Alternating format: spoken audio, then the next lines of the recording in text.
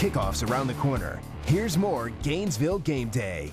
Final few moments of the show, so let's see how this week's playoff projections shake out. Number 10, Notre Dame. Number 8, Michigan State. Number 7, Kansas State. Oregon now at 4, Auburn 3, Florida State 2, Mississippi State 1. Chris, what jumps out to you? Oregon getting into the top 4. I had a chance to call that game between Stanford and Oregon on Saturday, and I was impressed with the way that they played on the defensive side of the ball, much better than what we've seen them play in the last couple years. They got over that Stanford problem. A tough couple games coming up towards the end of the season, but I really think they deserve to be in the top 4 at this point in time. A lot of things still left to be determined, and it's all going to shake out as we finish up the final games in the month of November. Well, let's see how it all shakes out today with our picks. The Picks, sponsored by your local Central Florida Honda dealer. First game on tap, Georgia at Kentucky, noon kickoff. I'm going to go with Kentucky in this one. Just crazy thought. I know probably not going to happen. I'm going to go Kentucky, though. You know, I know Kentucky's lost 3 games in a row and seem to be spiraling downhill a little bit after a nice start, but they are 5-1 at home. They play differently at home. Yeah, you saw the way they played Mississippi State a couple weeks ago there in Commonwealth Stadium. So there's something about that where they feel a little bit more comfortable, a little bit more confident. We talked earlier about Georgia's mental state. Who knows where they're going to be right now? So I'm going to go with you. I think Kentucky upsets Georgia here at this point in time, and we're going to see Mark Richt continue to be on the even hotter seat as the season continues. Next game, 3:30 kickoff, Texas A&M and Auburn out in the West Division.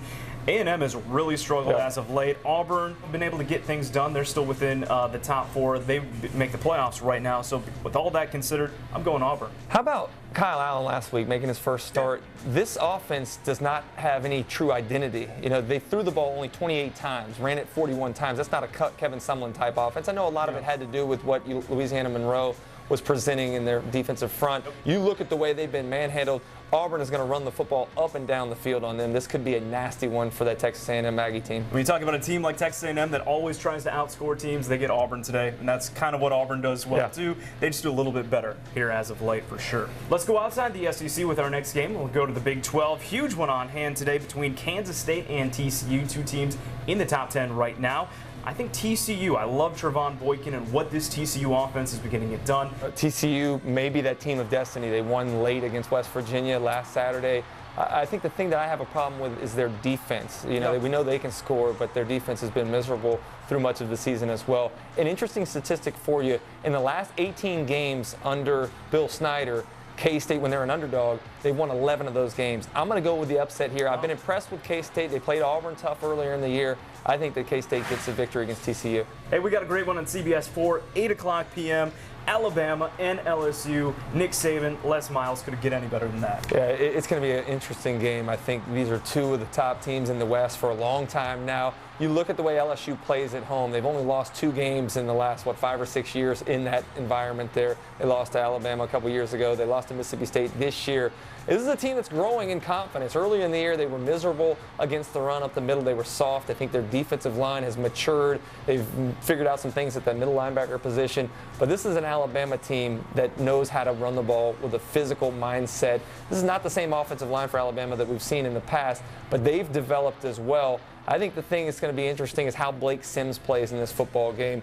There's been a lot of success running the football, the quarterback running the football against this LSU defense. We saw Driscoll do it, Prescott did it, Marshall did it. So can Blake Sims protect the football?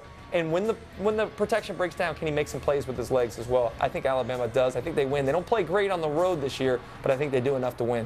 I agree with you. I'm taking Alabama for this one for the simple fact that you look up the standings, it's Auburn that's number 3 right now, granted on their record, not Alabama. I think Nick Saban has motivated his team. They know what's in front of them. They know they're getting Auburn at the end of the season, but it starts today with LSU. I think they get the big win there. And let's wrap things up with the Gators at Vanderbilt, 7:30 kickoff from Nashville tonight.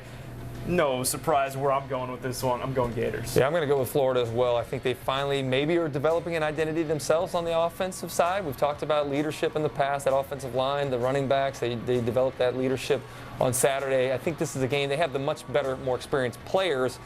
Do they play down to the level of competition? I don't think so in this one. I just think they're a better football team, and Florida gets the win.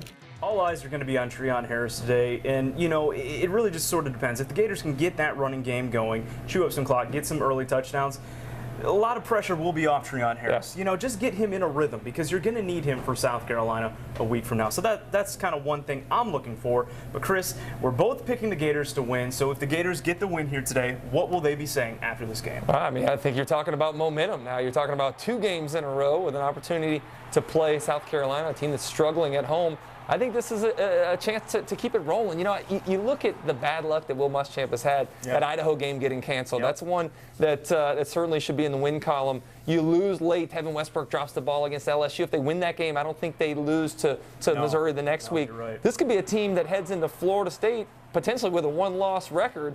Obviously, things aren't that way now, but you can rectify some of those wrongs with a good performance tonight against that Vanderbilt team that you should be. This is an opportunity to get things going in the latter portion of the season here. All that stuff that happened early in the year is behind you. Right now is a chance to continue with a hot streak against a team that you're much better than. You should go out there and handle your business tonight against Vanderbilt. Hey, well, that's all we've got from Beefo Brady's here today. For Chris Doring, I'm Phil Byrne. Enjoy the Gator game tonight. We'll have more Gainesville Game Day coming your way next week. Visit GainesvilleGameday.com to catch this week's episode and make your weekly picks.